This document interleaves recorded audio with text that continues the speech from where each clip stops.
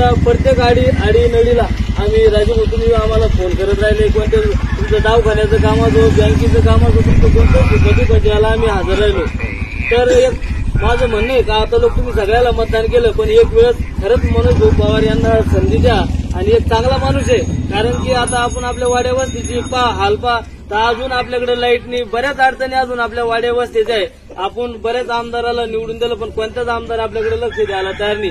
आपण असंही मतदान या ठिकाणी कोणाला तरी करत राहतो, पण एक नवीन चेहरा आहे मनोज भाऊ पवार यांच्या रूपाने. तर एक वेळेस आपण सर्वांनी मनोज भाऊ पवार यांना एक संधी द्यावी अशी मी आपणास या ठिकाणी विनंती करतो. मनोज दादा आहे मनानं दिलदार, गरिबांना एकमेव निस्वार्थपणे कार्य करतो भरदार, असा शिवाजीबाबा मर्दमाळा सरदार.